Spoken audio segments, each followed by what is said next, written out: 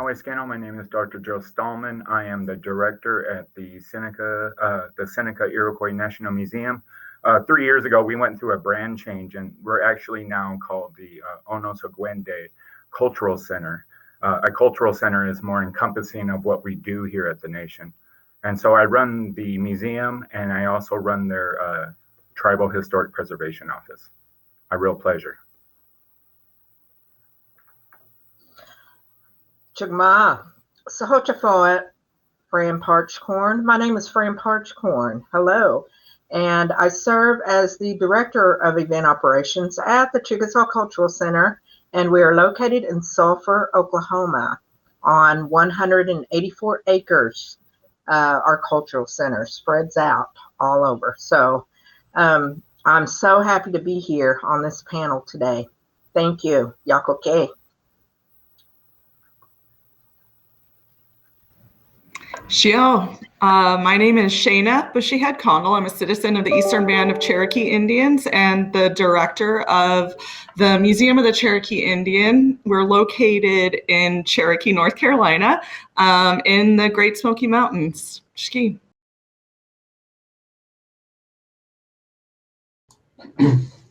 Ani, good morning.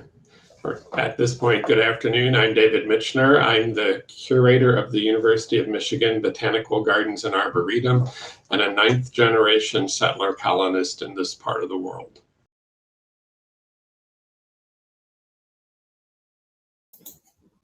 Hi, my name is Ivana Lopez Espinosa. I'm the DI manager at the Matthaei Botanical Gardens and Nichols Arboretum with the University of Michigan.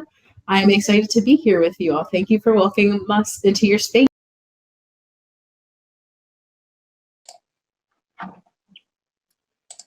All right, well, thank you to all of our panelists. So we're going to move over and showcase our first video, and this is the Eastern Band of Cherokee video, and I am going to attempt to pull it up and in hopes that it works very well.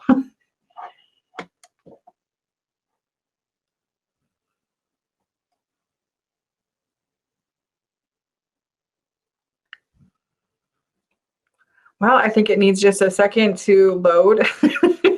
So let's just hope that's all it is. And did you want to say anything maybe while we're waiting?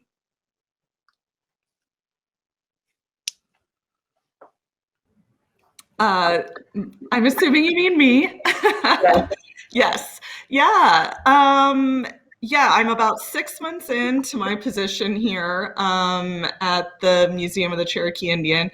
I think we're, very excited to look forward to what's coming next for us. We are fortunate to be in sort of a highly tourist area. So we have always had visitors to our museum, but one of the things that we're excited about doing is sort of swinging that pendulum from our visitors over to our citizens and our community in Cherokee. So that's one thing that we've been doing since I arrived, is considering what that might look like. So as we think about it, that's something I'm excited to examine a little bit more. The board, as I was hired, was looking to rethink the permanent exhibit, which was redone the last time in 1998. So while that might not seem so long ago for some of us, for some of my team, it's been a minute. So I'm pleased to think about that as we look at the video, hopefully.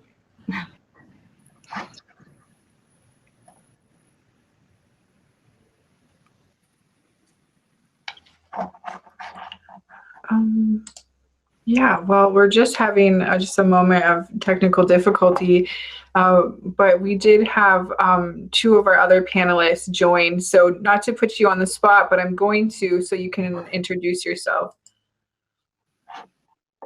Hello, good afternoon, I guess it is now. My name is Gena Timberman. I'm Choctaw. I'm from Oklahoma, and I have been a consultant and former director of what is now the First Americans Museum. and have also worked on the Choctaw Cultural Center here in Oklahoma. It's an honor to be with you. Sorry, the internet has been going in and out here a little bit, but I'm honored to be here. Thank you for inviting me.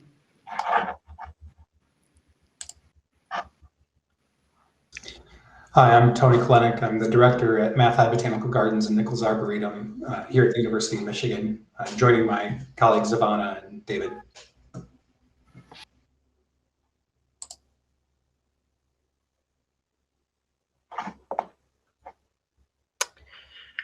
So we're still having some difficulty playing the video, so this is fun. I tried to play a different one to see if that one might work, but they all seem to be taking just a little longer to play. So I'm hoping that these are just gonna take a second to load, and then we'll be able to play them. And so maybe if I can just have you all just talk a little bit about your institution while the video is loading, and I'll maybe move it over to Fran, if you could maybe talk about the Chickasaw Cultural Center. Yes. Like I said, the Chickasaw Cultural Center is located in Sulphur, Oklahoma. It's a project that's been in the works for over 30 years to bring to fruition. Excuse me. We've gone through 2 governors since then. It started with Governor Overton James and Governor Bill Anatobi, and they led a lot of community outreach events to our citizens, to everybody in the Chickasaw Nation, and gathered input on what was wanted and what was needed. And it was the baseline need was that we needed a home for ourselves, for the Chickasaw citizens, to learn more even about ourselves and to be able to share that with the world. So, like I said, the planning, the great leadership, the execution of the project took more than 30 years. And we finally opened on July 24th, 2010. And we just celebrated our 11-year anniversary this year. We are even though we are considered a big tourist attraction or a tour destination site, first and foremost, we serve as a home to our Chickasaw citizens, so that anybody can come here. We treat everybody that comes on campus like their family. That's how we. That's just how we are, and it's very satisfying to be able to do a job that you have a passion for, that you love, that you live. So I grew up traditionally, and I'm able to share a lot of our history and culture to the world through mass media. I majored in mass media in college, so it's very satisfying to be able to do that. We have outside attractions, just as many outside attractions as we do inside. So, like I said, we're spread on 184 acres. So I'm open to any questions, like when we do the Q&A. So, but thank you.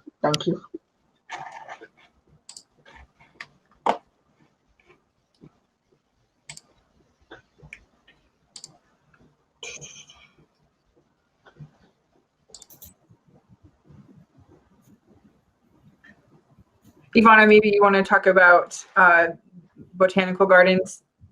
Yeah. Hi, I'm Ivana again from the Matthaei Botanical Gardens here at the University of Michigan. So our organization has gone through some leadership changes in the last year or so, and something that we are recognizing. And my position as the DEI manager is very new to the organization. So I've been in this position for 2.5 months. And so fairly new to the botanical gardens, but not the history of botanical gardens and the history of the United States. And so something that we want to do as we move forward is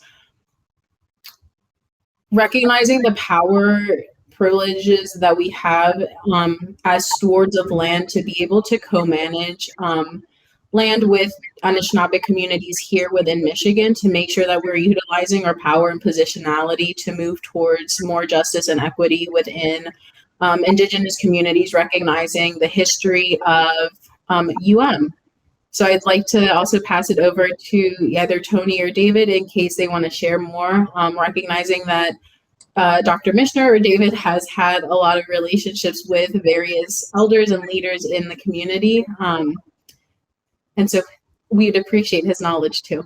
Thank you. So since you called me Ivana, that's to be respected.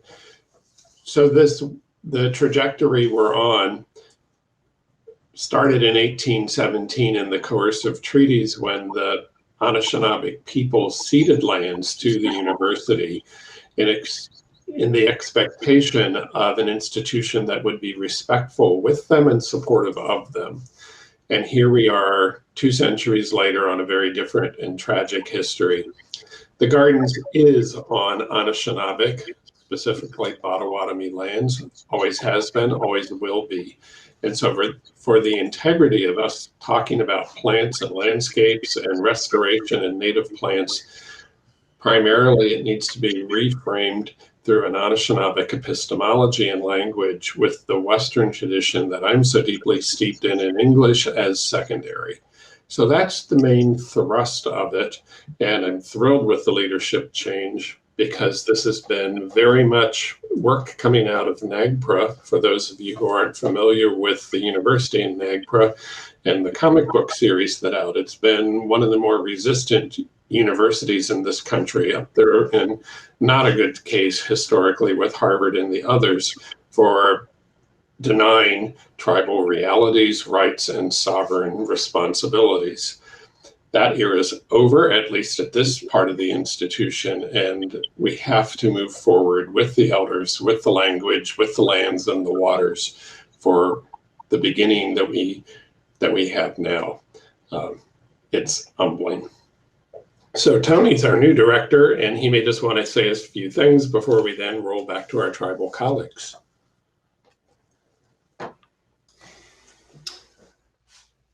Thanks, David, and thank you all for the opportunity to be here and join and learn from the other panelists and those in attendance participating.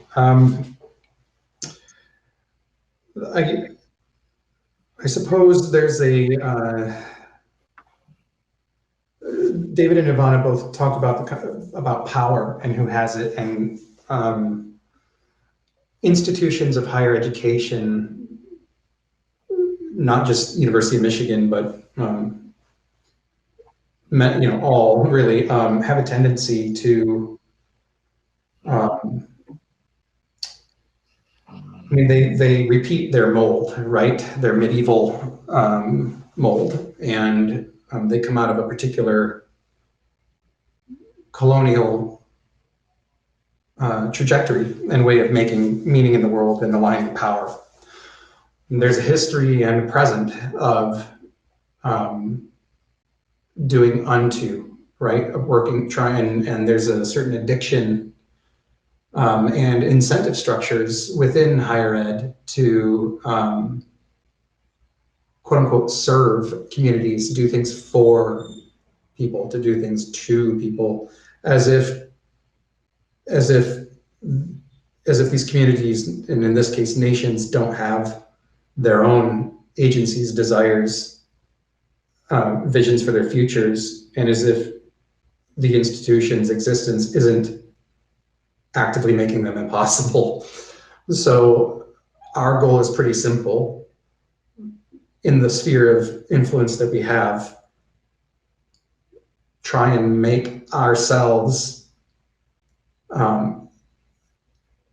the kind of people that make more things possible for the people we wish to work with, not at or for or to. So when people ask, oh, like what's next for partnerships with indigenous collaborators or tribal communities, and like the answer is I don't know, and I shouldn't know, because it's not really up to me. The question is really with the resources and limited sphere of influence that we're able to, as a little botanical garden, what can we do that is useful and meaningful, so that the peoples whose lands we occupy have self-determination and can activate the world so we can build a future together. That's what it's all about for me, and that means a different approach to power, ultimately. So our whole paradigm is around co-creation right now, and we're early in that process. Luckily, we're building off of what I believe to be authentic and real relationships that David and other people on this call, like Vanessa and others, Veronica and others, have made over decades. We're fortunate to be inheriting something real and authentic and durable, and to be in a learner's position, hopefully for the coming decades. Thank you. So I just wanted to let everyone know I've been told that there was just a little bit of an outage on AirMeet. And so I'm going to try to replay the videos here now. Let's hope we can get it up. And if not, I have a backup plan.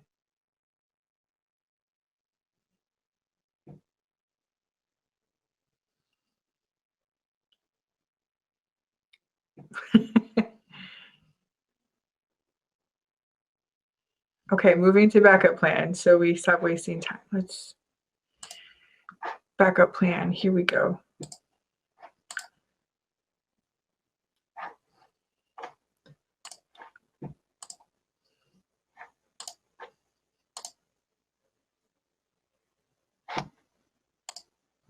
Established in 1948, the Museum of the Cherokee Indian is one of the longest operating tribal museums.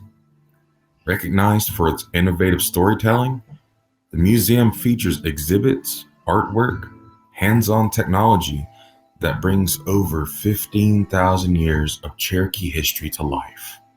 Located in Cherokee, North Carolina, the museum makes its home on the Qualla boundary in 5 western North Carolina counties, about an hour west of Asheville and at the entrance to the Great Smoky Mountains National Park. It is the tribal museum of the Eastern Band of Cherokee Indians. Learn more by visiting mci.org. My favorite section in our museum is the Mississippian period. This section of our history ranges 500 to 600 years ago. After thousands and thousands of years of creating needs out of basic survival, we as a society were finally able to focus on not only our material culture, but our ceremonies. Our baskets, pottery, and gorgets from this section were a lot more intricate than previously made. As a designer for this museum, I use the iconography from this period as influence for our modern people today. This section of the museum resonates with me because it depicts my people and their passion and desire to coexist during first contact. This was a new beginning for us, and we were learning new habits and customs. I am proud to be a Cherokee woman and historian for my people. So not only is this section important to me, being a Cherokee person, but as a historian because there is heavy documentation of Cherokee people during first contact. It depicts us as we were before we became Americanized and after contact with European colonies. During this time, we were molding and adapting to our new lives. Even today, you see, we have been westernized with new ideologies, but we have not lost our Cherokee incorporation to this new style of life. And this is why this section of the museum means so much to me. So I chose this part of our main exhibit because it is the pre-removal section. It's the section that talks about prior to removal and what led up to removal. I think this section is important for me as a Cherokee person, and just an Indigenous person in general, to know that Cherokee people fought, and to know that Cherokee people were very smart and very tactical in fighting against removal. This shows that we were active and participatory in our history. We weren't just victims. And I think that that's an important message, not only for myself, but all Native people, all Indigenous people, is that we weren't just victims of the United States or just victims of the British. We actively fought and tried to protect ourselves, our land, and our people.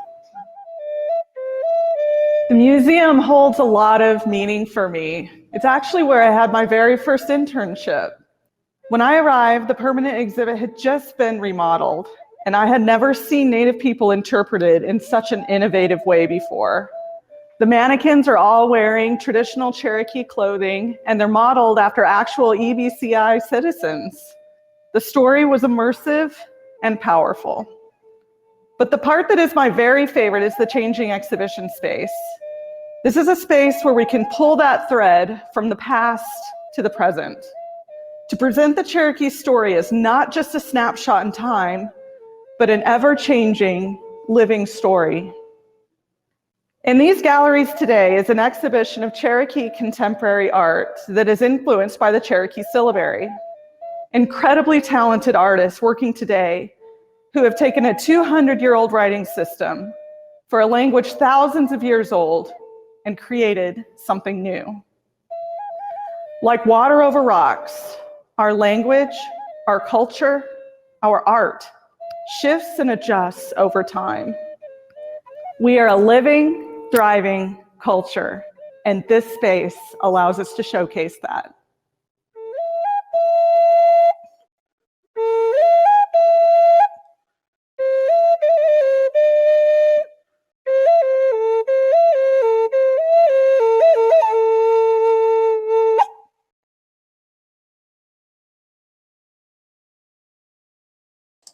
Here I am. I didn't mean to be pinned on the screen.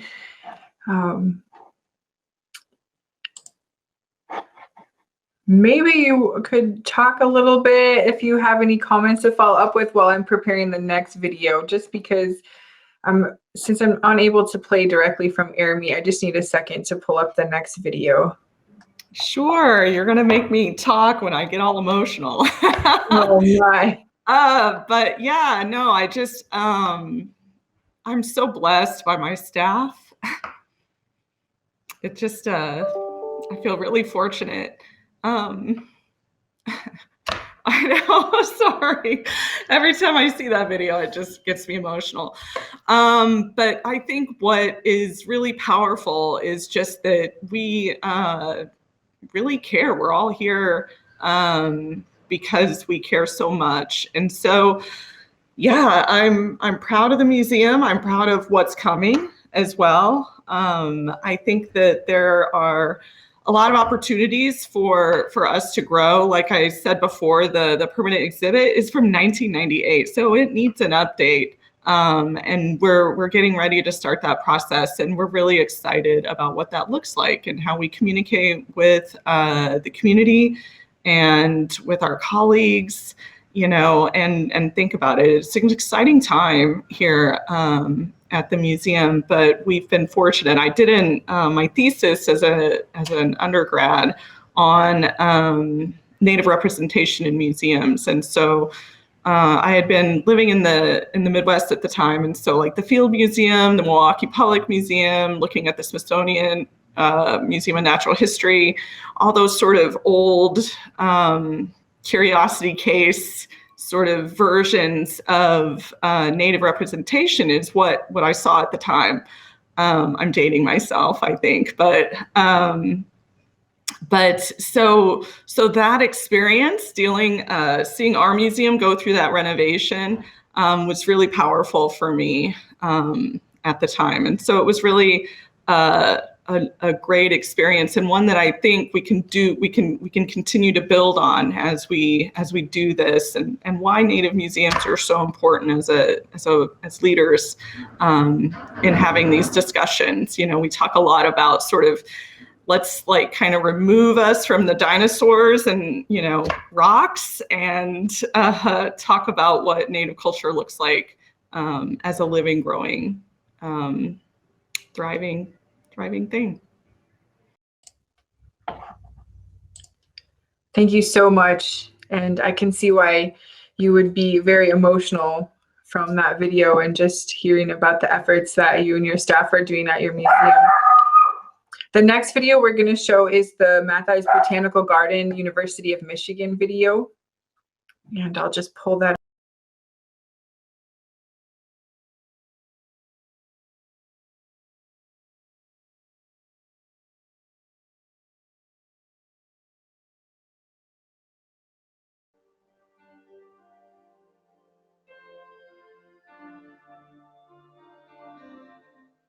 Welcome to the Matthaei Botanical Gardens and Nichols Arboretum. My name is Ivana Lopez Espinosa, and I'm the DEI manager here at MBGNA. Thank you for welcoming us to the 7th Annual Repatriation Conference. We are honored and excited to be here. The Matthaei Botanical Gardens and Nichols Arboretum stores lands that are part of the homelands of Anishinaabe nations, including Ottawa, Ojibwe, Pottawatomi, and Wyandot, lands which were ceded by the University of Michigan in 1817. We recognize our identity as a settler colonial institution and our responsibility to shift power as we move towards a local and global Indigenous-centered organization.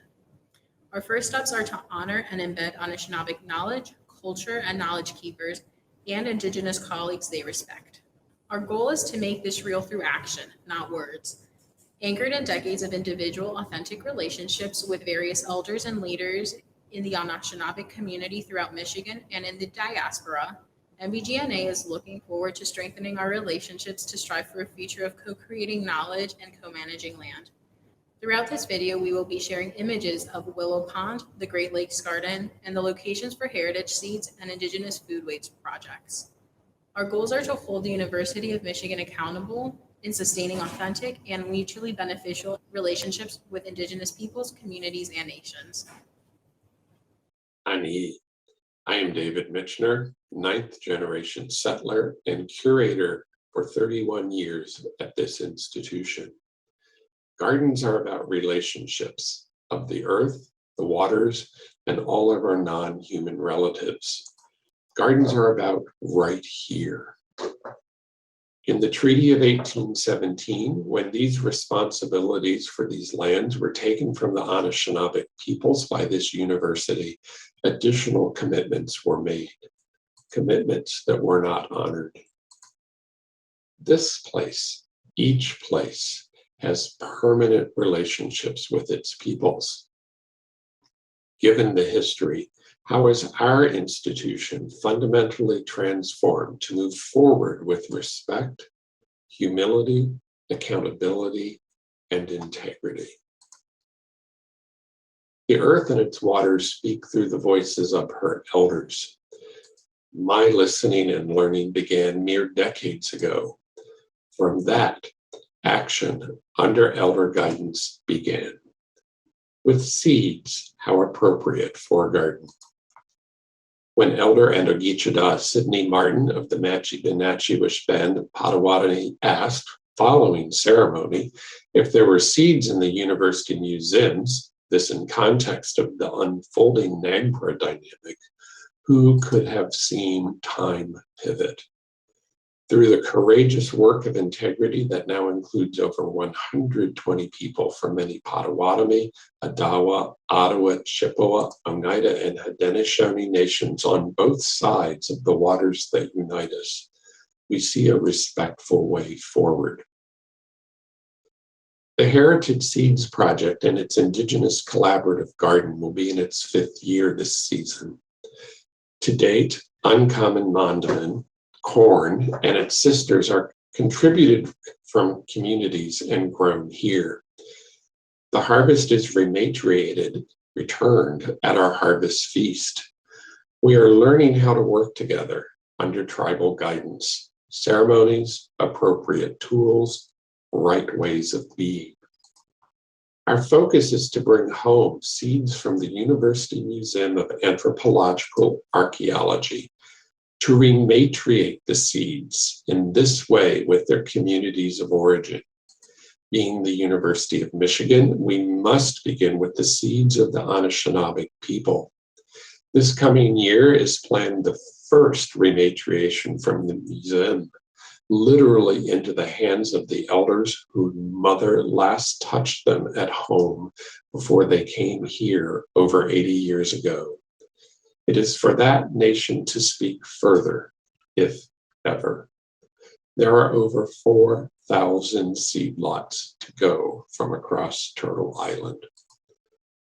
The Nomen, wild rice, grew in the waters of this specific property before the University of Michigan became responsible. No living generation has seen it here.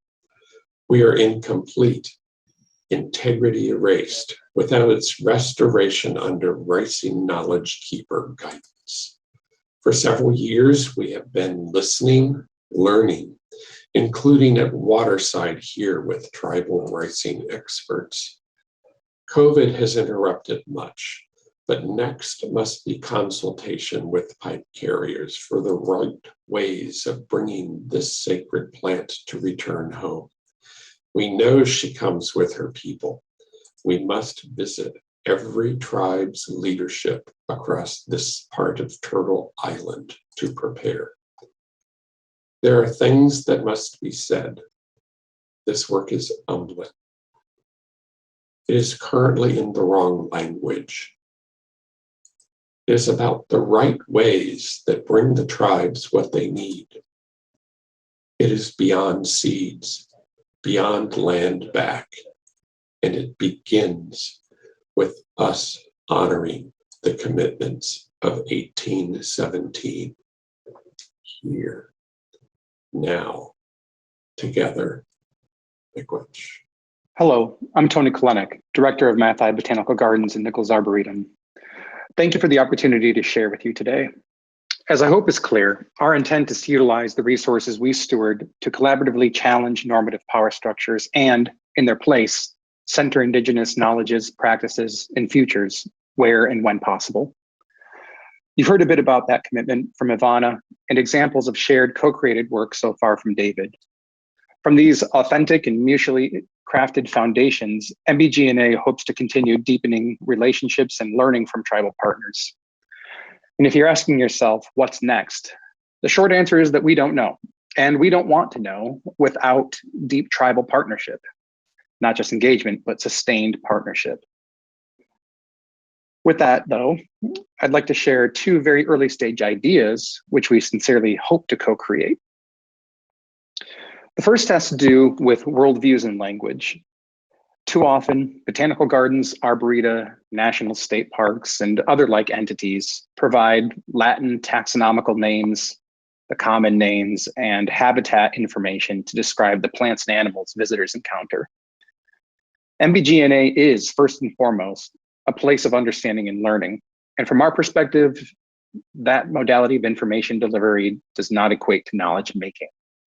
It is instead a form of cultural erasure, and one we do not desire to continue allowing to be normal.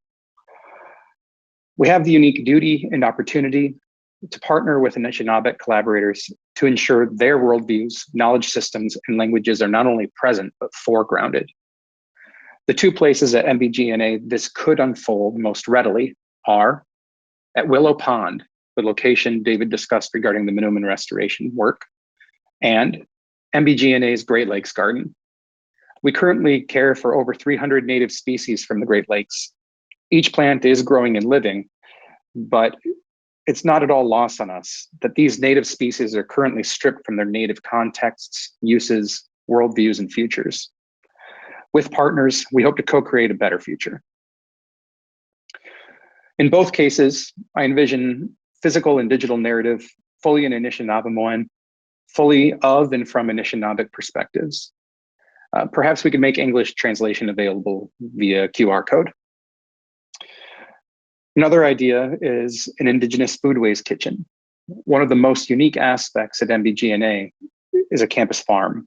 And that campus farm is led by a truly dedicated team of staff and students and it is steeped in a commitment to food sovereignty and food justice.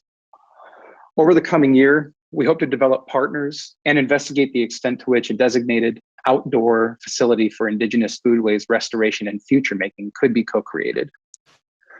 There are, of course, many, many more ideas that we'd love to discuss and where it makes sense for tribal partners, pursue. In all cases, we're at square zero or one, and we will only move on these initiatives if they meet the expressed vision and needs of our Indigenous partners. Without it, this work doesn't happen. To that end, we seek partners to help indigenize the worldviews, programs, and relationships to the natural world our collective future needs. And we welcome you to MBGNA at any point. Again, thank you for including MBGNA's partnerships in your thinking and time together today. We're grateful to be here. Thank you.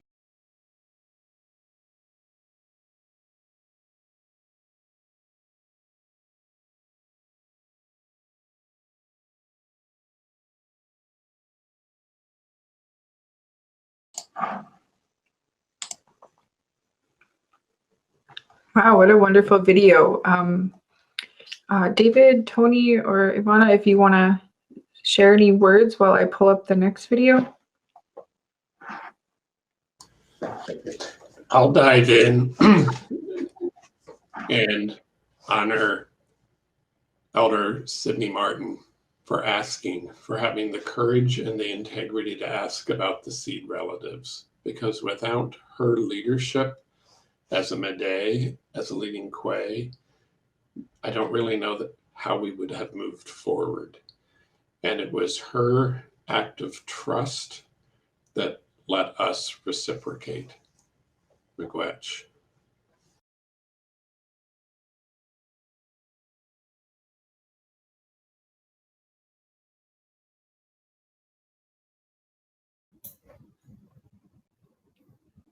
I'm happy to say just a few words too, that as we think about ourselves as the Matthaei Botanical Gardens and our relationship to the University of Michigan, I think that it's long overdue that we recognize the power that we have in the lands that we stored, and making sure that we find ways to work with Anishinaabe communities to make sure that we honor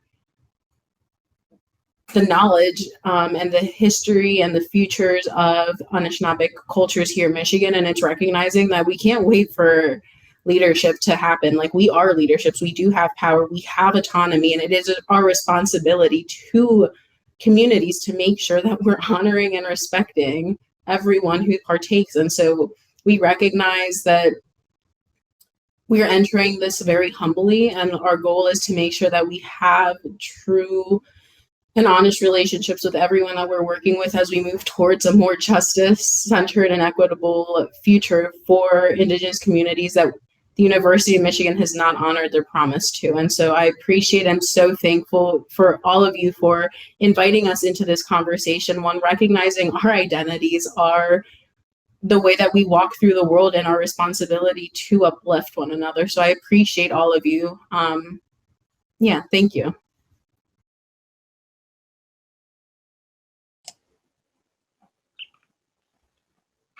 Tony, did you have anything you wanted to add to that?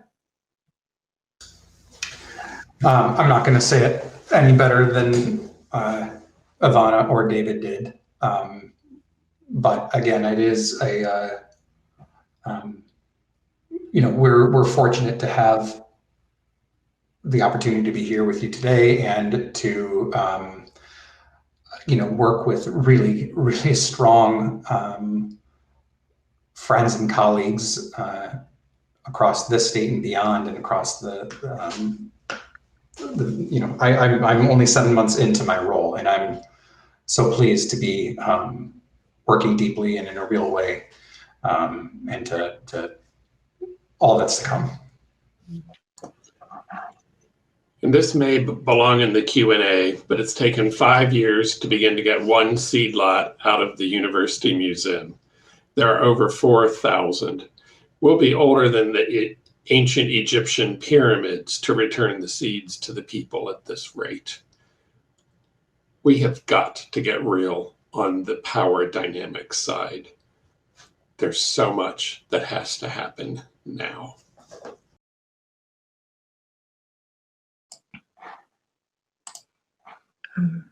Begrudge. The next video is the Chickasaw Cultural Center video. And so I'll play that. And then Fran, if you'd like to say a few words afterwards, we'll move over to you. Okay. I'm getting better at this.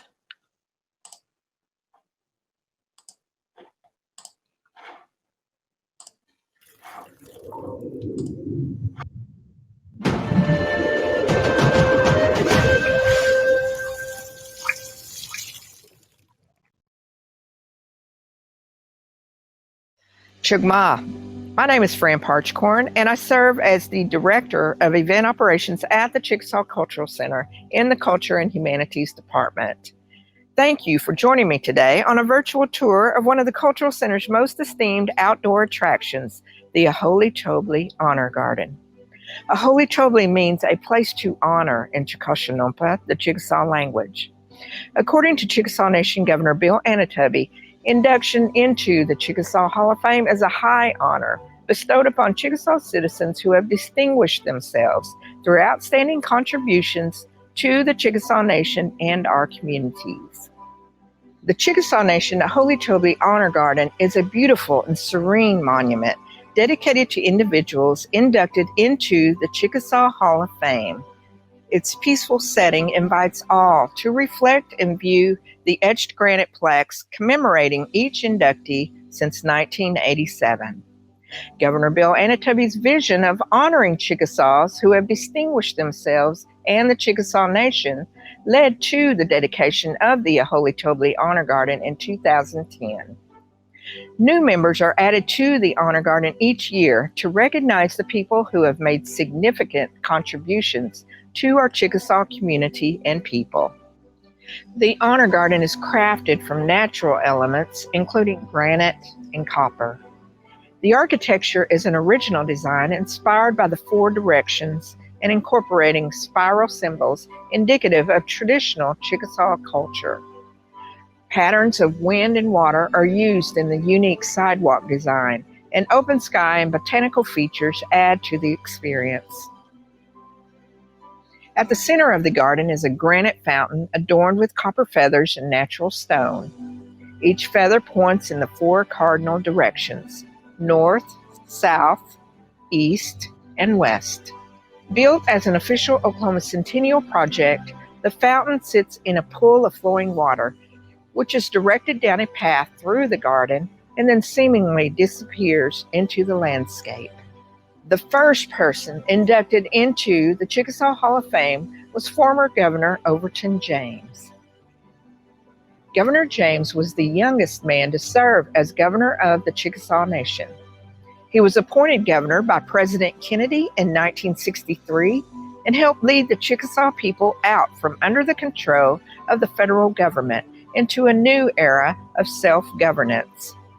He served as an appointed governor until 1971, when he became the first governor of the Chickasaw Nation, elected by the Chickasaw people since Oklahoma statehood in 1907. Of course, every member of the Chickasaw Hall of Fame has brought honor to the Chickasaw Nation. We salute every one of them.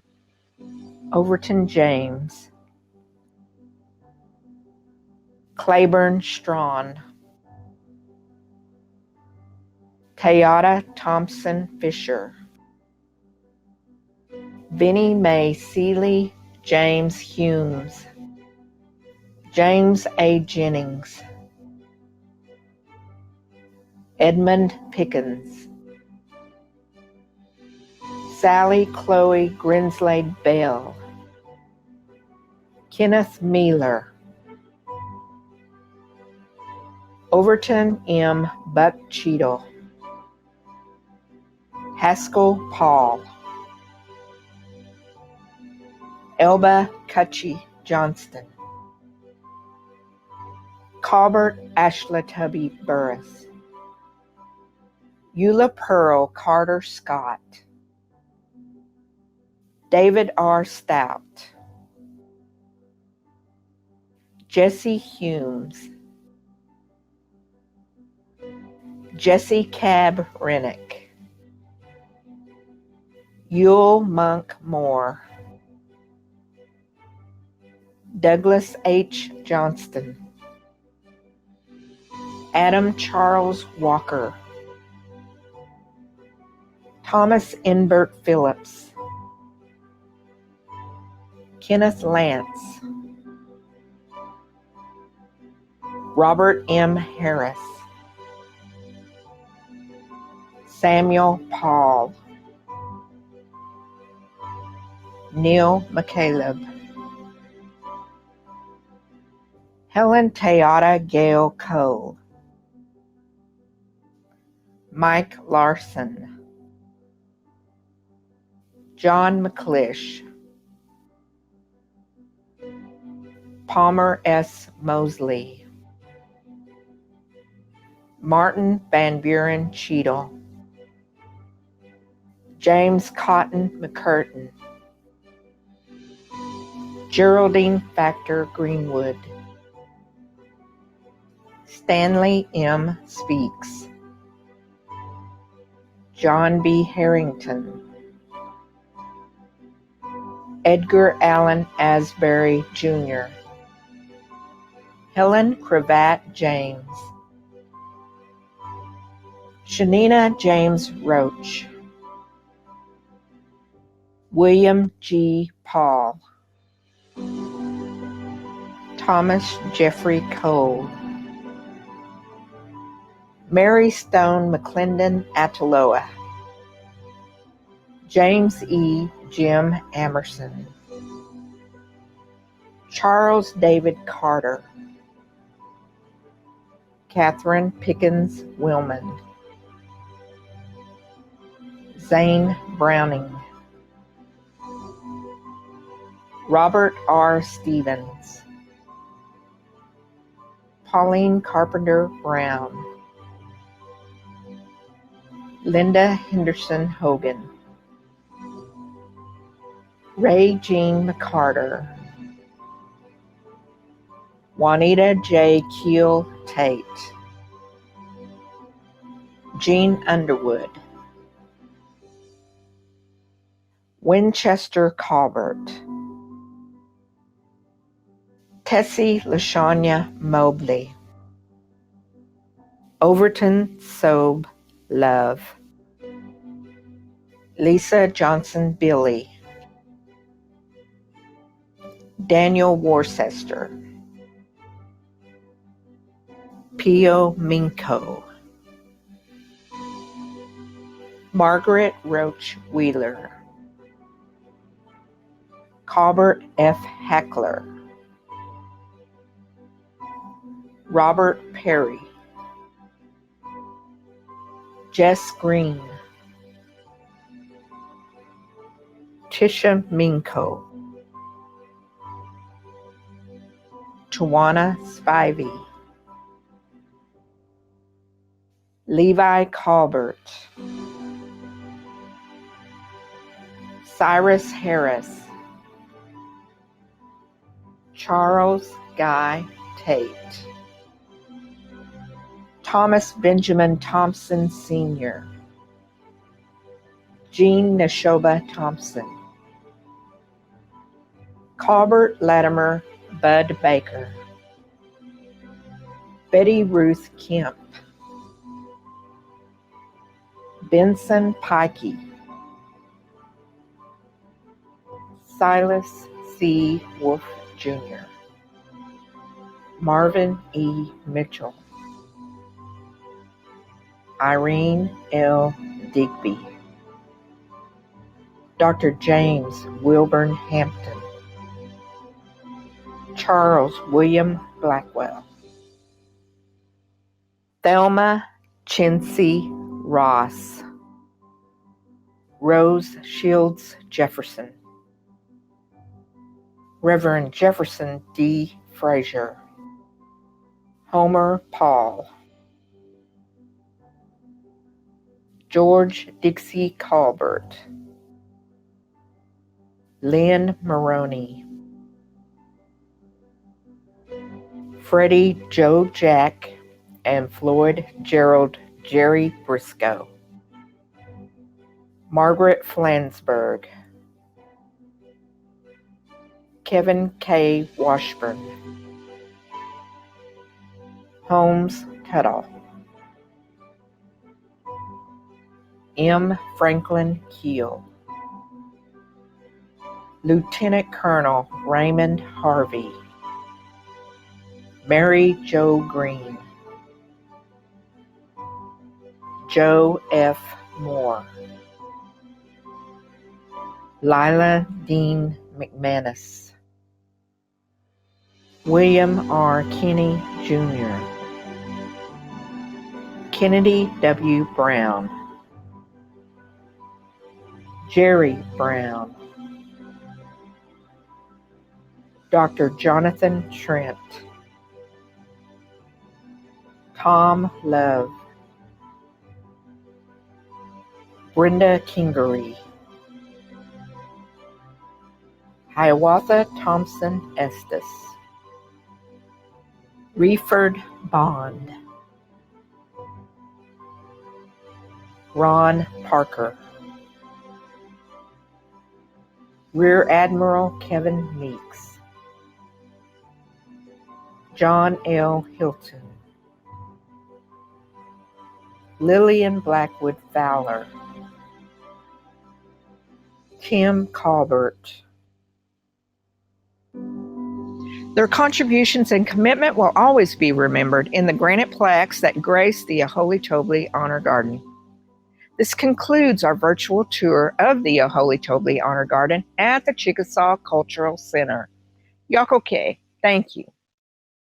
For more information on this or other topics, email historyinquiries@chickasaw.net.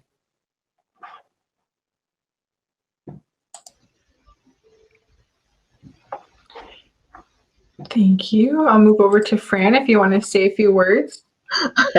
Yeah, a few words, because I said a whole lot in that video, a lot of names.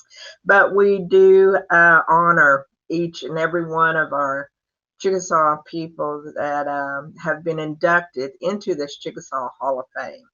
So it's a beautiful and meaningful place on our campus. It's one of the outside attractions. And it's so serene out there, and it is one of my favorite places on our campus. Folks can go out there. Folks just go out there anyway and just gaze at it, and you can just rest. When you're out there, you just feel peace. And when we honor our folks like this, we're not only honoring the Chickasaw people, we're honoring our communities as well. So because of the contributions that every inductee has made an impact on not just the Chickasaw Nation, but the surrounding communities as well, wherever they may be. And these were Chickasaws that are all over the world. Some of those in there are famous. Then you've seen some names in there that were like from 1700, maybe before on up. So it's a beautiful place, and we're very proud of it. Thank you.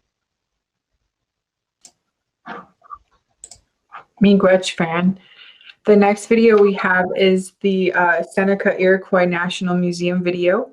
And so I'll go ahead and play the video, and then we have Joe Stahlman with us, who will be able to share a few words.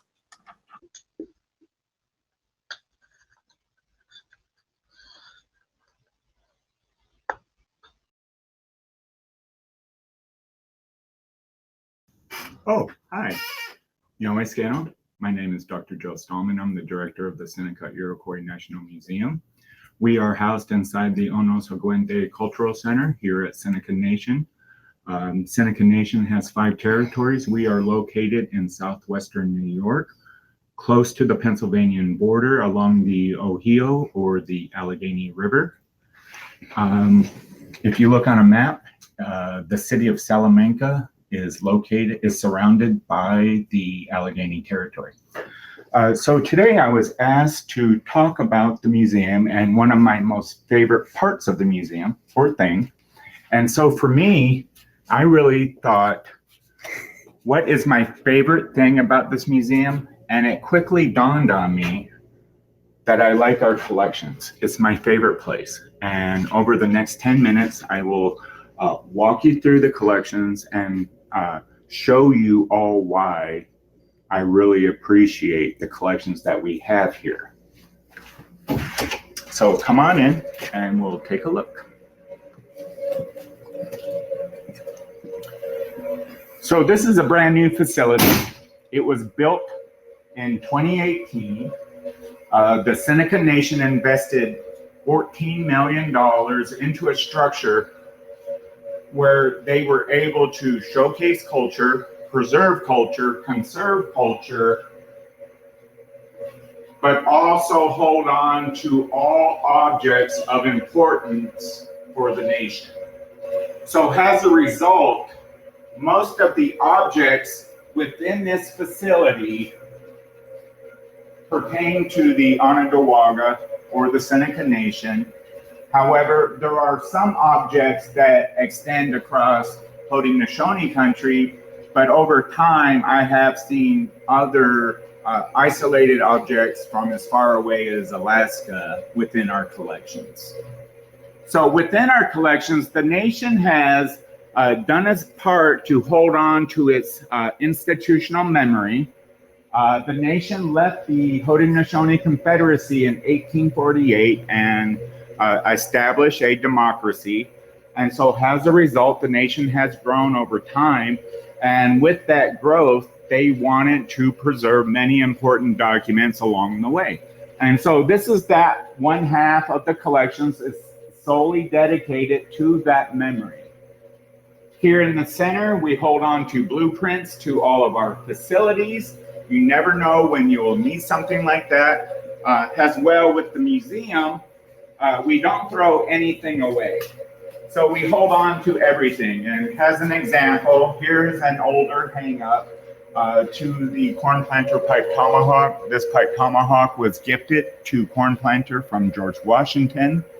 And you'll never know when you need it, so we always keep this stuff so we can always reuse it and save on expense. So Seneca Nation, we have that institutional memory over there, but we also hold on to our audio-visual memory. And so what you see right here is a variety of things, photographs, negatives, slides, film, VHS, DVDs, whatever you can think of. If it's been recorded, we probably have a copy of it. So with our digital collection, our next step is actually to digitize everything.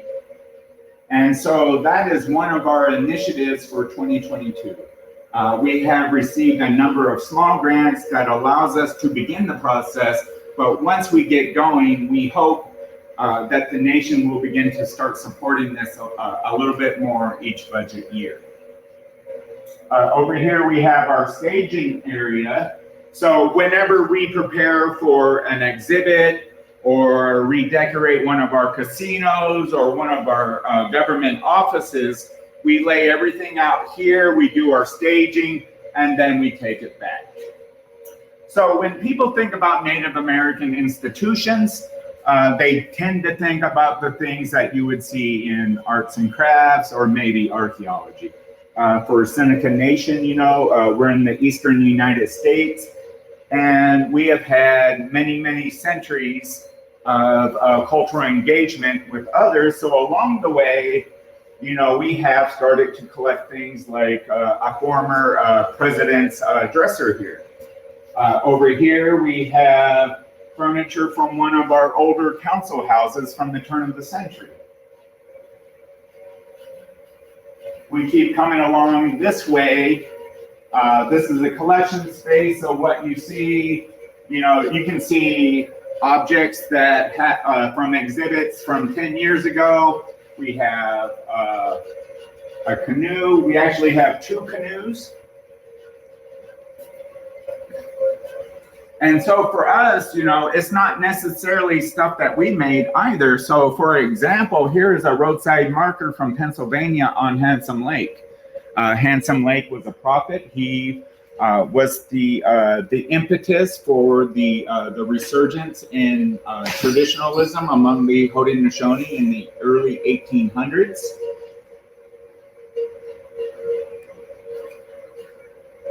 And as we come through this backside, we have some of our larger paintings. We have map cases. These are full of maps. So within this structure of Onosogwende, we house a number of departments. We have the museum, we have the collections, we have the nation's archives, but we also have the nation's historic preservation. And so as a result, things like maps and photographs become very important for us when we have to make cases in terms of addressing issues like development. We'll keep coming this way. If you look over here, you start to see our archaeology.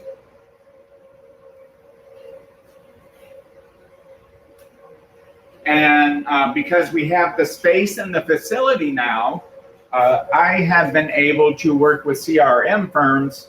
So in those situations where we have to do phase 2 or phase 3 projects, those materials uncovered during excavation will no longer be going to offsite institutions or repositories. We're working out deals where those companies send everything back to us.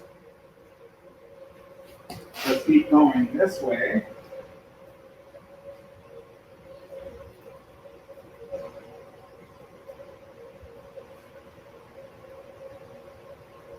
One of the more interesting things about the nation, so sometimes our archaeology that comes to us doesn't come to us from out of the ground, it comes from Grandpa's garage. And so lots of times when non-native elders pass on, children going through their legacy come across these types of objects and they feel like they belong here, so they reach out to us. So maybe once or twice a month, I can get a call from everyday citizens wanting to return something that one of their relatives have found. So as a result, this aisle right here, I call this our orphan shelving. It's because we have objects such as this. I have no provenience on this. I'm not sure what to do with it. There's no paperwork. There's no, actually, there's nothing to it. You know, sometimes in cases like this, all I have is the name of the donor and the date they brought it in and maybe some other contact information. And so as a result, this kind of stuff ends up on our orphan shelf.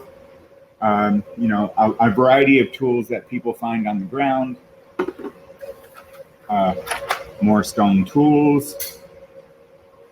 You know, when I get a little bit of free time, I like coming in here and I like just kind of going through the most mundane box or bucket or anything like that, because I'm always surprised by what we have in our collections. So moving on here, I would like to share one of our traditional arts, corn husk doll making. So we try to utilize every part of the corn. And so these dolls are made out of corn husk. You know, it started off as children's toys and now it's an actual art form. And so this is the grand entry to the Seneca powwow.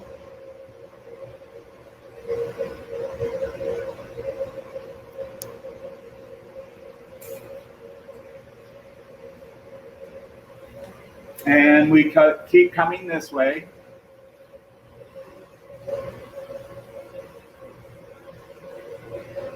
So the work in the museum is never done. We always have ongoing projects. So if you look over here to my left, what we have here, we had our maintenance man create an art shelf. And so some of that art that you see on the far side a little bit ago in the background, we're transitioning all of that material over here because it allows us to quickly access it. So with us, in our collections, we have an access database. Right now, it is basically everything is in one database, but we are in the process of separating everything. And the reason why I made the decision to separate everything, because we are always constantly acquiring new objects, new materials, and it's becoming increasingly difficult just to use one database. And so for simplicity's sake, we have started to break up that database between photography and media, books, ethnographic resources, and archaeological. I know it's not a perfect system, but it allows us to more efficiently access those resources when we need them as quickly as possible. If you look over here to the right, before this facility was made, these materials were housed in an off-site facility, and so some of them became a little moldy, a little dirty. And so when the facility was made, we went through everything that was contaminated and we put it through our freeze-dry system. And then periodically we work with our young Seneca youth, or we have college interns who come here and spend some time with us and work helping us bringing these things back into public purview. But it is a whole variety of things. A lot of the stuff that you see here are ash baskets. We have some snow snakes. We have some corn husk dolls. We have some cradle boards I see. But not all of this stuff that you're looking at here is damaged from off-site storage. Some of this over here at the far end, these are recent acquisitions that have come in, and based on our initial inspection, we have determined that they need cleaning or they need some type of conservation. So here they sit right now waiting to find their way back into circulation. And so here are a few photos. You know, we save a whole variety of things.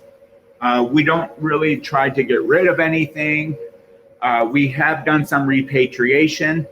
We hope to do more repatriation. So as we make our way down this alley, we have a rolling track system that allows us to efficiently use our space. And so as you come through here, you will see the types of objects that we have within these rows.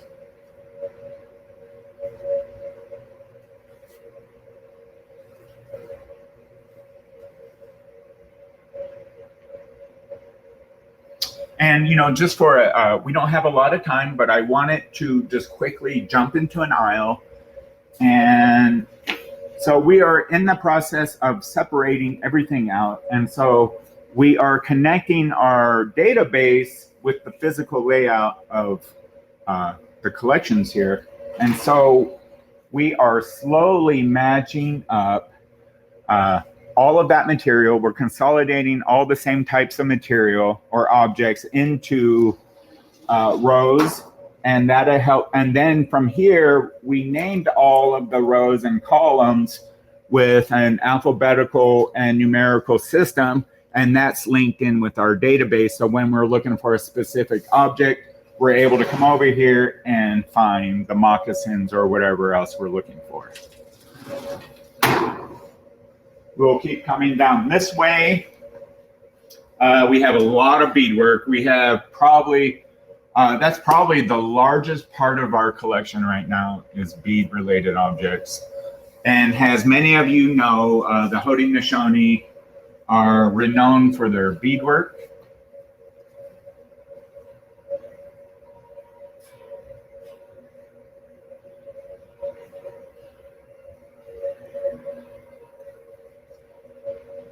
And so because at the Onosogwene Cultural Center here, we do a lot of work. So like earlier I mentioned historic preservation does a lot of work. I have to do a lot of research for that role. And I don't like jumping onto Google, to be honest, because we actually have basically everything we need. The Seneca Nation has done an excellent job of collecting all materials that's been written on the nation. It's people, individuals, personalities, anthropological pieces, psychology, mid-century, archaeology. We have it all. And so as a result, this past summer, I had a library science graduate student here, and she allowed us to consolidate all of our written materials. We put it into the Library of Congress system, and then we orientated it to fit into our worldview. So we don't go we don't go clockwise with our system. We go counterclockwise to match the way that we see the world. And we'll keep coming this way.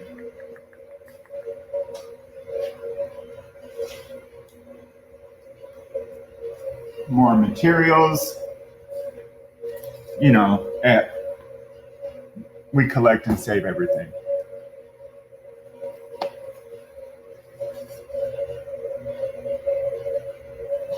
And to end, we'll come over here to this one working table. This is our staging table.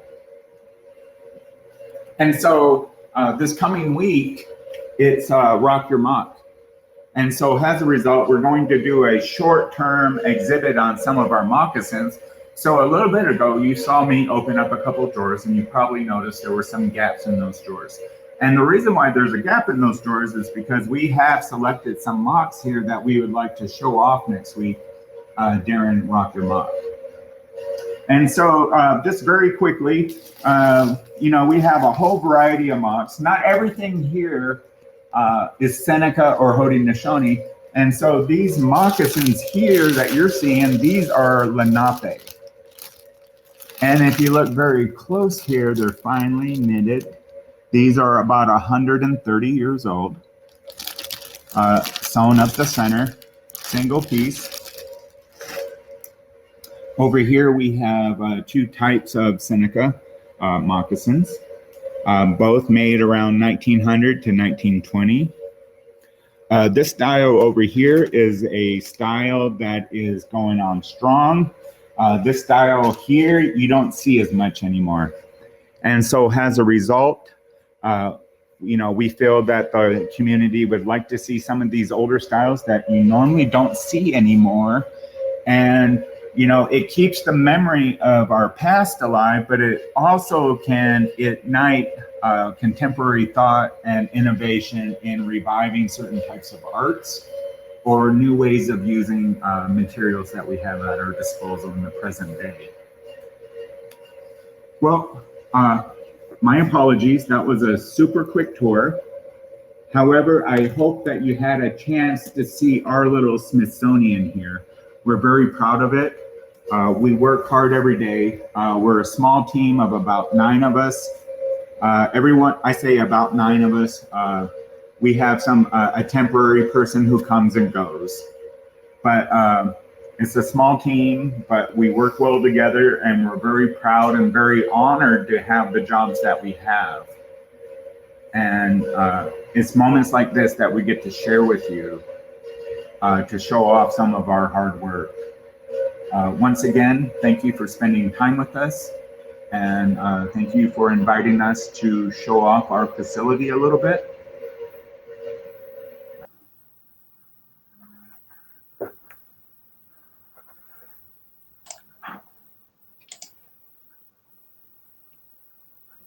Thank you. Joe, did you want to share a few words? No, I'm okay. You know, I did talk a lot in that video. I guess I do want to talk a little bit. You know, for us in Native communities, working within our communities, it's really a hard job. I worked in non-Native institutions for a long time, and it was a different situation. And working for the nation, I have never considered the types and the amount of questions that I have to take into account before I work on a project. Sensitivity issues, the people connected to the project, and so on and so on. I've been doing this with Seneca Nation for 3 years. I'm really honored that they asked me to do this. And, we have had our road bumps, with COVID and that ongoing thing. And I'm just really proud that what we're able to produce together every day as a team. Thank you, Kolenic. Me, Gretch, thank you. And so I'll move over to our final video. It's the First Americans Museum video.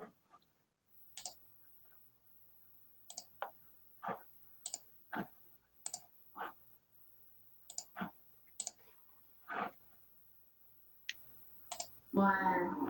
Howdy-do. My name is Gena Timberman, and I'm Choctaw. And today we're at First Americans Museum. One of my favorite places in the museum is the entry into the Tribal Nations Gallery, Oklahoma Tribal Nations Gallery. In our Choctaw language, Oklahoma means red people. And this entry into this beautiful gallery space is where everything comes full circle. You have beautiful pieces of public art with Joseph Erb's beautiful piece with copper artwork, and it showcases the beautiful, diverse cultures all around our great state. At one time, there were just a few tribes that had an indigenous presence in what is now Oklahoma. And then there were 67 tribes that had a presence resulting from federal removal, acts of Congress. All across this continent, our tribal nations have experienced this continual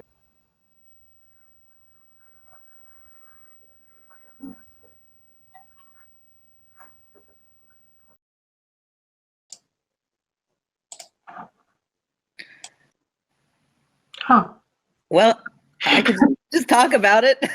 Yeah. Thanks, Gina. I think I was saying that, sorry for the very short tour. Even if my video finished, it was a very short tour. So I've really enjoyed and appreciate all of the beautiful videos. And sorry my video isn't longer, but what I was expressing is that Oklahoma, as I mentioned in the video, is, just had a presence of just a few indigenous tribes indigenous to this land. And at one time there were 67 resulting from a migration and forced removal acts of Congress. Our tribes here have experienced this continual uprooting and dislocation. Native cultures, we refer to that time as a time of moving fires, and the renaissance that's occurring all across Indian country, but in Oklahoma today, with a beautiful Chickasaw Cultural Center and Choctaw Cultural Center and many cultural centers and museums across the state and tribal special places, cultural homes. And with the First Americans Museum, our cultures show and prove that we adapt and that we endure as Native people. I really appreciated that comment earlier, as well as many comments about our sphere of influence. And you can see that across Oklahoma that we're connecting spheres of influence and educating on our past, our very dramatic past and rich ancient past, but also in our in who we are today and where we're going tomorrow. And that's really what America is about. And that's integral. That understanding and awareness is really integral to understanding what America is today and where it is going. And so I've worked on the First Americans Museum, what was previously referred to as the American Indian Cultural Center and Museum, since 1999. I took a break from 2013 to 2015 to assist with the planning phase of the Choctaw Cultural Center. I served as the First Americans Museum previous director for the state agency. The state of Oklahoma created a state agency with only one mission. The Native American Cultural and Educational Authority was created to just build a museum to tell the story of how tribes came to call what is now Oklahoma home. And it's been a real, passion passion project for me, and it's been great working with the team and the staff, and to see, we just had our opening in September. It's a 300-acre site. The museum itself is about 125,000 square feet. And it's a really special place. I don't have one favorite area. I love the different areas for different reasons, but I chose the entry because it sets the stage up front that, you know, this has always been Indian country and what Oklahoma means. And we begin, that gallery begins with, of course, beautiful artwork, public art pieces. You saw Joseph Erb's copper piece. We have a table that I was going to show that has, it's called the Crossroads, and it's really, you know, we wanted to share that just as cultures have done for thousands of years, go to the river to build, to meet one another, to share, learn of one another's ways, to create beautiful artwork, to trade. We have come to the river at the crossroads of America, at the intersection of I-35 and I-40, to build in dramatic ways with a building that honors indigenous design. The main kind of glass structural piece honors one of the tribes that have an indigenous presence in what's now Oklahoma, the Wichita. And it's designed after the Wichita Grass House. We wanted to welcome people into a home, a native home, a safe space where we can share and learn of one another's ways. And so that entry into the Tribal Nations Gallery, that crossroads experience, is shares the tribal languages and greetings, locations of where the tribes, 39 tribes now in Oklahoma, where everyone is located, tribal seals that expressing we are all first tribal nations, that pick images of people that represent their communities, could be from gatherings to individuals, elders, youth, school programs. And I love to see the diversity, hearing the voices of people of our community, seeing the images. It's a really special kind of entry and greeting experience, welcoming space. And then you enter into that I was going to show this beautiful origins theater that shares 4 origins stories of tribes from different regions. And it's a beautiful Caddoan pot, literally a giant Caddoan pot by Jerry Redcorn. And I really hope that everyone has the opportunity to come and visit us, and I can give you a tour in person. I'm Choctaw, Yokoke, and it's great to be here. And I'll look forward to the question and answer period of our time together to answer any questions that you have. But hopefully next time I'll be able to share a longer video. Thank you. Thank you so much, Gena. We're very sorry about the video. No, I'm sorry. My video was really short anyway. You did an excellent job at explaining and really taking us there. So now we are done with the video portion, and so we've got about a half hour left for Q&A. And while we're waiting for the audience to submit questions, I thought maybe I could ask a question. I was wondering if you all have any new and upcoming exciting projects that you might want to share with the listeners. If there's anything going on specifically in your museums that would be relevant to share here. I think that it's clear to me that all of your museums are so special and so beautiful. And so if you have anything coming up that you might want to share, I think that our listeners would love to hear it.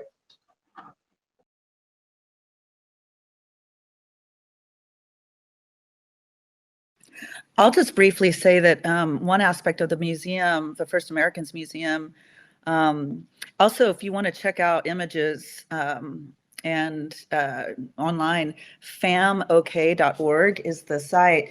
But an area that is not open yet is a discovery center that will be multi-generational experience. It's designed somewhat as a pop-up book. It's like a large double-heighted space that it was inspired by a big pop-up book, and the experience will be, as I mentioned, for from elders to youth. And it's a fun space to learn about different cultural ways and language and values through our animal families. So I hope that you're able to visit that. Even if you have visited the First Americans Museum, it is something that we hope will come online this next year. Thank you. Thank you, Gena. Does anyone else want to respond to that question?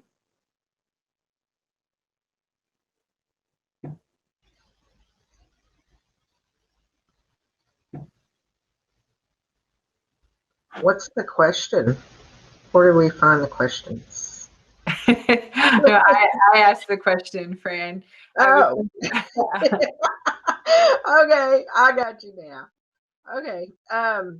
Well, at the Chickasaw Cultural Center, you know how everyone has had to react to the pandemic. I mean, the videos were nice, but you could tell that some of that was pre-pandemic because of the social distancing and whatnot. So, we have had to grow. I'm talking major growth in virtual programming, as the rest of the museums probably has over the past year or two. So we're quite adequate right now in our virtual programming tools. We strongly believe in keeping that connection with our citizens. When we couldn't be together in person, it's very important to keep that connection with your citizens. So we have several platforms that we have our virtual programming available on, like our Facebook.com. We have the Chickasaw Nation workshops. We have Chickasaw.tv. We have annualmeeting.chickasaw.net. And we just got through with the Hoba Pisachi Native Film Festival, which is usually a very major event in person. But the last couple of years, we've had to do it virtual. So that's also on Facebook right now. But hopefully next year, 2022, hopefully that is nothing but live. We just got right now I'm planning for live events in 2022 until they tell me not to. So we have a lot of special events throughout the year that bring people onto our campus as a way of sharing who we are and sharing the history and culture. And like Gena said, there's the Choctaw Nation Cultural Center down the road from us in Durant, Oklahoma. We've got the FAM up in Oklahoma City to the north of us. So we encourage everyone to come out if you can. Come and visit our places. And I want to go. I want to go to the Senecas. I want to go to the Eastern Cherokees. I want to go to Michigan. I want to go to all these places. And I want to keep learning. And that's what we strive to do, as well as make that connection, culturally enrich folks that step onto our campus so that they will spread the word and hopefully come back. And that's truly what we strive to do. So. Thank you, Fran. We have a lot of questions in the chat. So what I'm going to do is I'm going to pull them up on stage. I'm going to read them, and then you're all able to answer. So this question comes from Kimberly. How do you engage with youth to inspire them to be the next caretakers of our stories and sacred items?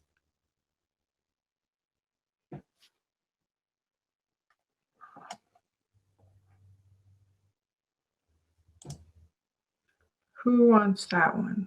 Who's going to answer?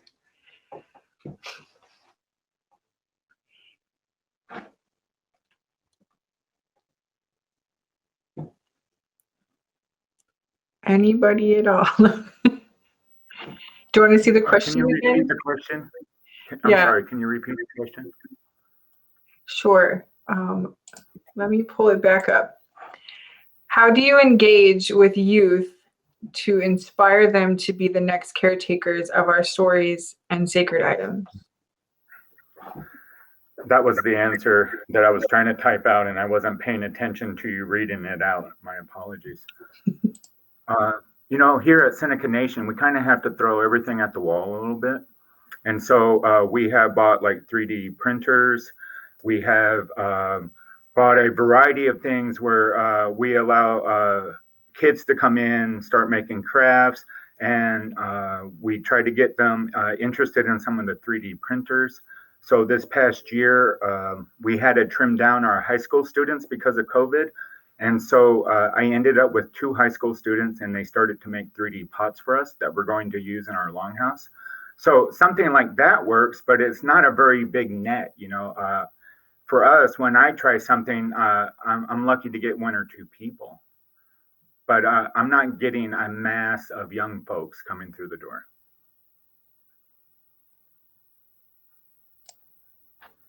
Thank you, Joe. Does anyone else want to answer that one?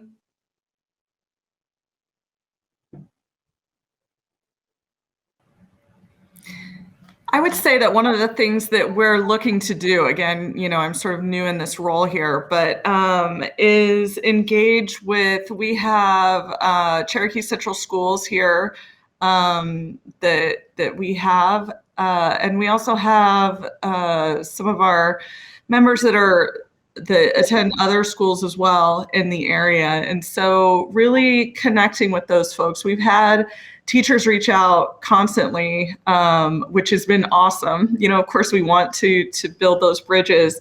And so just really trying to think about what that might look like and how we can serve in those ways is one thing that we want to do.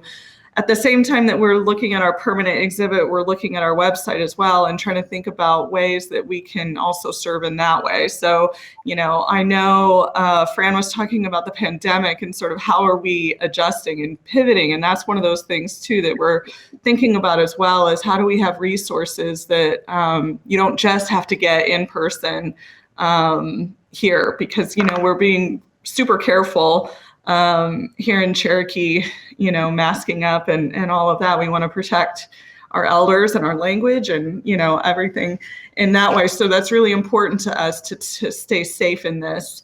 And so how can we do that and reach is one of those things that we're really talking about. We're also fortunate to be in an area with universities everywhere. And so looking at those folks too, and how can we make those connections is something that we're actively looking at. You know, I think during Joe's tour, one of the things that, you know, as I was furiously writing about what he was talking about and having internships and being really intentional about building up Native museum professionals is something that I'm really passionate about. We have a lot of youth in our area that are interested in history. We are just knocking on the door for archaeology and anthropology. That's one of those things, of course, that historically has not been a welcoming place for Native people. And so as that changes, we want to make sure that we are giving them a space to learn and use some of those skills that they're forming now. Thank you, Shana. Does anyone else have any comments on that question? Yes, I have one last comment. It's not necessarily a part of the Chickasaw Cultural Center, but with the Chickasaw Nation, they have programs, a couple of programs, the Chickasaw Explorers program for the young kids, and they have college Native Explorers with the Chickasaw Nation for the older kids, 18 and older. And I encourage people to go to chickasaw.net to check out and read about these programs that deal with the archaeology, they train you to do it in the right way, the right and respectful way. Because we own our stories, we're fully invested in them. So, you know, we feel like this is the way to go. We need to do it ourselves. So check that out. The Chickasaw Explorers program at chickasaw.net. You do not have to be Chickasaw to be in this program, okay? You just have to be a member of a federally recognized tribe. So check it out. Miigwech, Fran. Are there any other comments on that question? If not, oh, David? So much truth was spoken about we need to do it ourselves under our own cultural control with elders. Absolutely, yes. If you're waiting for universities like this one, as you know, it's going to be a new trajectory has to be built. We don't work with tribal students. Why? There's so few. Out of the incoming class of over 5,000, there are 9 incoming students from Turtle Island. If you're not doing it, who is?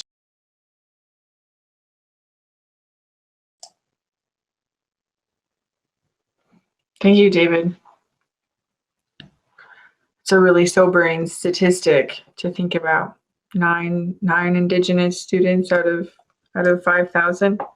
And there are 12 federally recognized tribes in the state. I mean, I don't want to go down the rabbit hole right now, but yes to cultural autonomy, sovereignty, and a different. I appreciate your comments.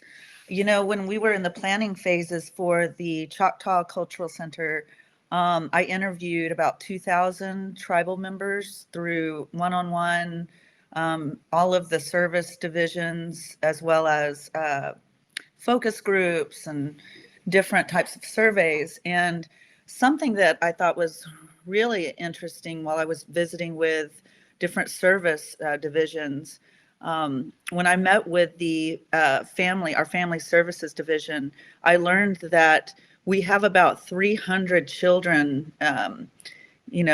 estimated within our foster care system for Choctaw Nation. And I asked the director, where do the trainings take place? And they take place in different areas, historically with Choctaw Nation. And we began with the cultural resources team, began to think about how to tie activities at the cultural center to service-driven activities.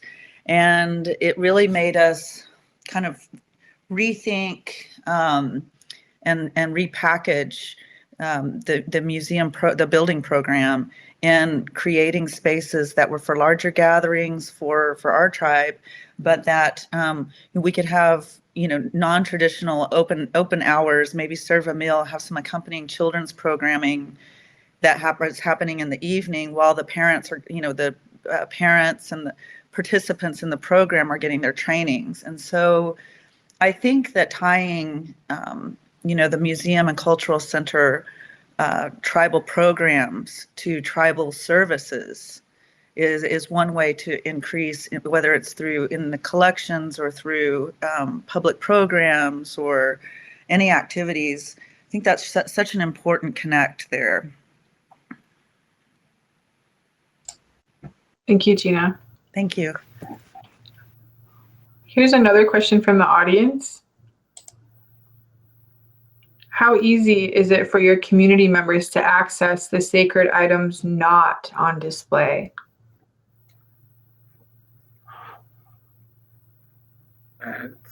Sorry, I'll jump in. At Seneca Nation, there's one simple sheet to fill out and send in, and it's approved. But a lot of times, if someone just knocks on the door and says, "I happen to be coming by, I'm Seneca Wolf Clan. Do you mind if I look at some?" If I have the time, I just let them in. there's no reason not to.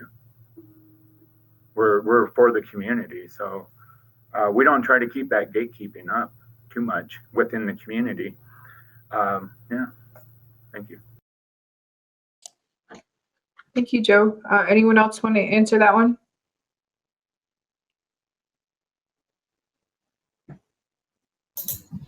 I can just jump in really quick. With the University of Michigan, it's very hard to access items from Indigenous communities. And something that we are thinking here over at Matthaei Nichols is, how can we work with Anishinaabe communities and Indigenous members to create either like an Indigenous review board or set up something that's more systematic? That way, when Anishinaabe members want to access the institution, we have stuff in place, processes and ways to fight against the settler colonial institution to make sure that there's access to ancestors and to culture, which right now with the University of Michigan, to be frank, it's a hot mess, right? And so just recognizing that we do have some type of power, hopefully, as we move forward with our one strategic planning, and also rethinking, like, what does it mean for us to exist as the Botanical Gardens and Arboretum at the University of Michigan, recognizing that we are still part of a large institution that gatekeeps, right, for no reason. And it keeps different members out of their cultures. And so that's something that we're hoping to, as we build relationships and continue to strengthen the ones that we have already, making sure that we have something in place that even though we are a unit ourselves, that we have something that to continue advocating with other Indigenous leaders here at the university. Great. Anyone else want to answer that question?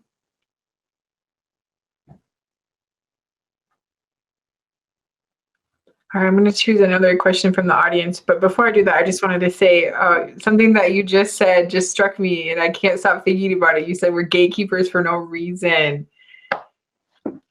That's, yeah, I mean, I know the history at the University of Michigan. Yeah, right. And you don't need me to explain it, right? But we're gatekeeping for no reason, right? Like, actually, it's gatekeeping to assert power. And let's just call the power dynamics what it is. It's to deny the integrity of a people, and it has to. I can appreciate this conversation, you know, and from that institution perspective, because we don't often hear, you know, representatives from institutions speaking in platforms like this and speaking in that way. Okay, here's the next question. This one comes from Shannon. Shout out to Shannon, the association CEO and attorney. What does having a tribal museum mean about control of your cultures, religions, and stories?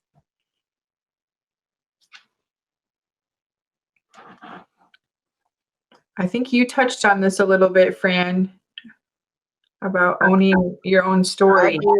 I did. We completely own what we do, you know, and what we pass down. And that's one of the main reasons for having the cultural center is you want to preserve that for future generations to come. And it's very important to have a solid ground place to share this from, like a home base. So it's something that we're fully invested in. You truly have to be in our line of work. You truly have to see that bigger picture out there. So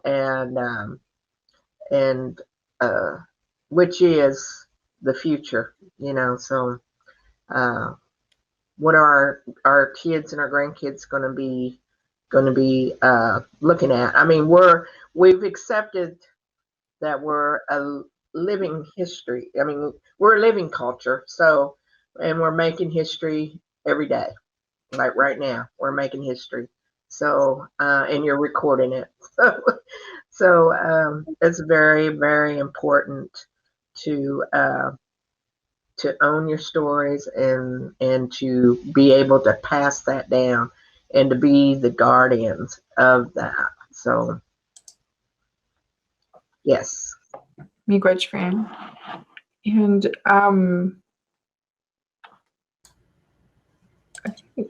Joe, you were answering this question in the chat, so I just wanted to pull up your response that it returns agency to the community and empowers to keep making and sharing. I was hastily typing. So yes, it empowers the community actually. And in the last few years, you have seen a change in how Seneca Nation has approached other institutions about the stuff that they hold. We've become more forward, and we are asking nicely, and everyone's complying. But, you know, I think part of the sell without the argument was the institution that they created here. It is quite the institution. It's 36,000 square feet. So it's a pretty big structure. I'm so sorry, I have a call. I kind of end my answer right there. Thank you. Does anyone else want to answer that one? Well, I just have an addendum to add to it of that places as university gardens and university land stewarding agencies as ourselves, where our cumulative acreage across properties is in the hundreds to thousands to tens of thousands of acres of culturally important land.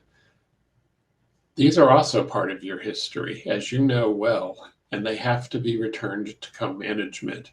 And so as you think about the museums and what you're trying to rematriate, and that's why I say beyond land back, there's no integrity here without you. And we have to recognize that. And you need to have the courage, which I know everyone has, to demand.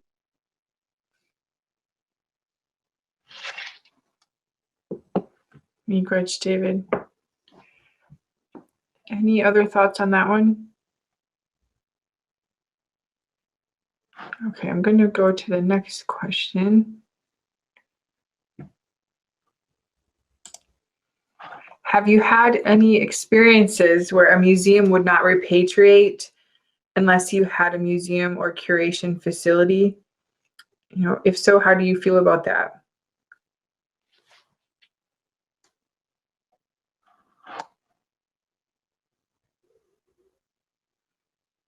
I'm going to leave this one up for just a minute since it's quite a loaded question.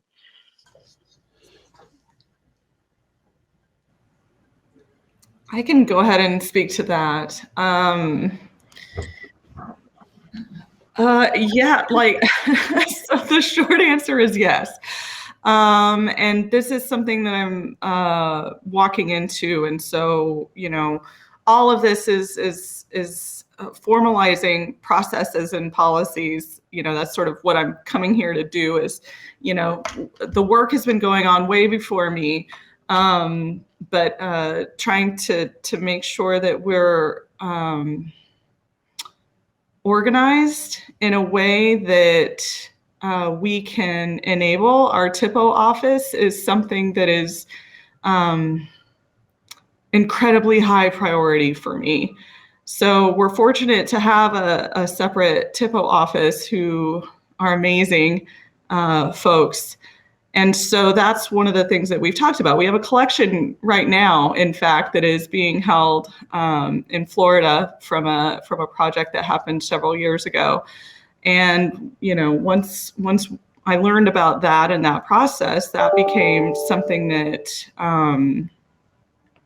is near and dear to my heart and everyone here. You know, we don't want our pieces to be in Florida. We want them home. And so when these negotiations happen with our TIPO office, I want to make sure that they can't say like, no, you know, you don't have the room or you don't have the space or the right facility. And so that is something that we are actively working on right now to make sure that we can enable those folks doing that work. Thank you. That sounds like a really I want to voice a sense of outrage with the arrogance and the power dynamics as someone who for nearly 40 years has been a major research university curator. This is gatekeeping in its worst form, a denial of your peerness, and in fact is better knowledge of what is here than we have. And it is stupefyingly dead end, and it has to end. And that's why meetings as these are so important. You are not alone. Some of us may be in the numerical minority, but this is where the future is, because this is where life is and where history is made by living. Miigwech, David. I just wanted to say that not all tribes are in TIPO programs, and repatriation specialists also have a museum in their community that can help them with their work when they're bringing items or ancestors home. So I think that's really great. We have another question from the audience. Can I pipe in? Sure. So I'm in a unique situation here at Seneca Nation because I am the museum director, but also the director of TIPO. And I was thinking about Shana's question, what she was saying. And yeah, we shouldn't have to use the facility as a justification for repatriation. And actually, what I usually do to nip that in the bud with the institution that we're looking at, I invite them and I give them a tour of the museum.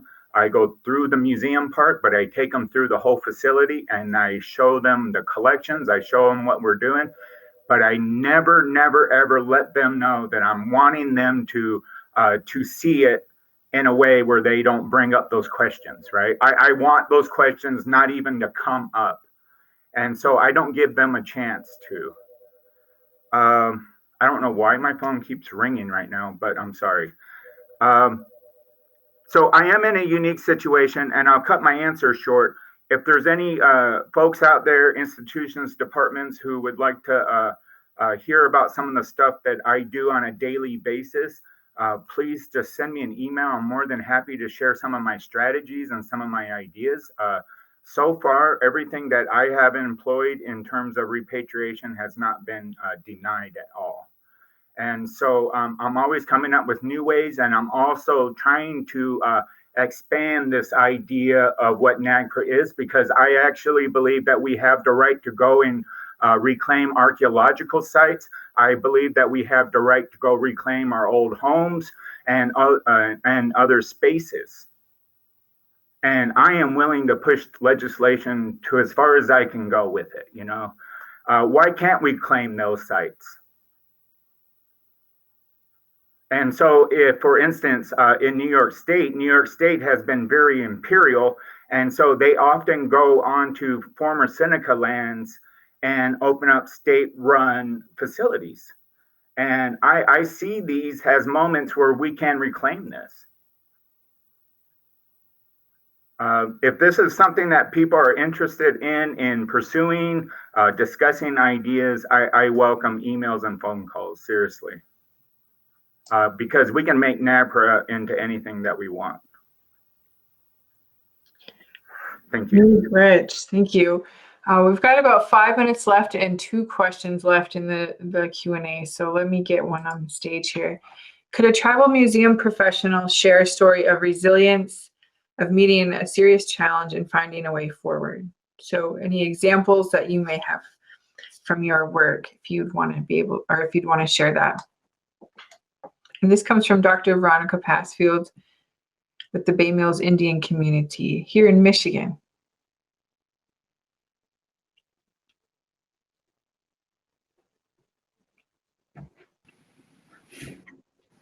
Well, I would just like to say that, you know, I mentioned I started working, well, I've worked for many years, since 1999, actually, on what's now the First Americans Museum as the director. And, you know, the legislative and funding challenges that we faced over the years were incredible. and very challenging to have to go through periods of time where you have these milestones of growth and you have to turn around and, you know, lay people off and stop construction and you know, fence up the site and shut everything down and take everyone off the site. And just to know that we have our angels and our ancestors with us, and the resilience of our people exhibited through the people all around us. You know, we're a part of that continuum that you must go on. And just I even get emotional talking about it, but I've and especially during this time when we're open and seeing people finally experience it. You know, drawing on the resilience of our people during the times of project challenges and real day-to-day work challenges has been a really important experience for me. Any questions, Gena? Does anyone else want to follow up on that one? Okay. So there's another question. It was really, this comes from Jennifer. It was really a treat getting a glimpse of your museums. I'm wondering, what are some of your favorite Native museums besides your own? It's kind of a fun question. Anyone want to answer that one?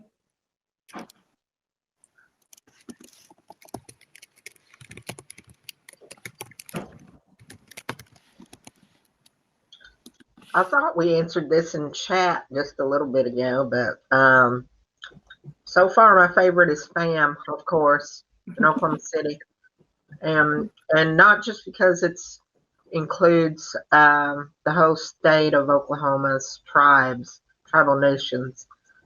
It is partly because of what Gena just spoke about, the resilience that had to be there past decade, really more than one decade ago, to get this thing off the ground. All of our people were there through it all. So, we have several. I mean, not any other one is my favorite. Choctaws have a great one. The Pottawatomis as well have a great one in Shawnee. But to me, any tribal museum that's willing to share their history and culture through that way, through a public venue like that, I'm for it. It'll be always be my new fave.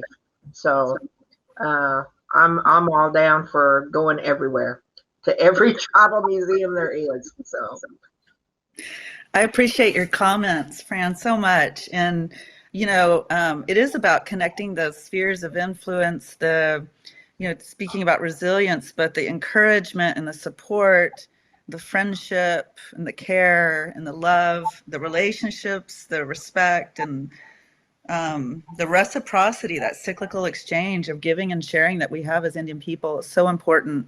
And in whether it's planning the First Americans Museum, planning Choctaw Museum, learning from one another, that's what the session is really about. And it's been so meaningful to connect those spheres and conversations of influence, and to learn from one another is just, it's food for our spirits and for our institutions. There are institutions, the buildings, the museums, the spaces, the gatherings. They're vehicles through which we speak and express ourselves. And it's important that we all connect to one another. And we always have for thousands of years, and when we should continue today. And so thank you so much. It's been an honor and a pleasure to be with you all today. Thank you so much for your comments too. Congrats, Gena. Since we don't have a session right after this, if you all don't mind taking another moment, we have one question left, and I'd like to bring it up. What are further consequences we should advocate for resistant museums? Like loss of grant access and accreditation come to mind.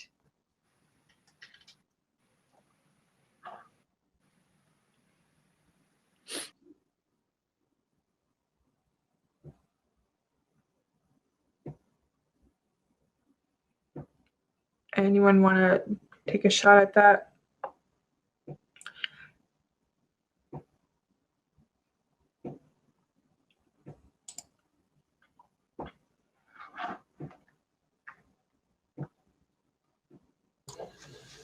Well, I'll jump in from an institution that still has centers of recalcitrance, loss of funding, loss of accreditation, and big universities respond to public humiliation, especially when it's.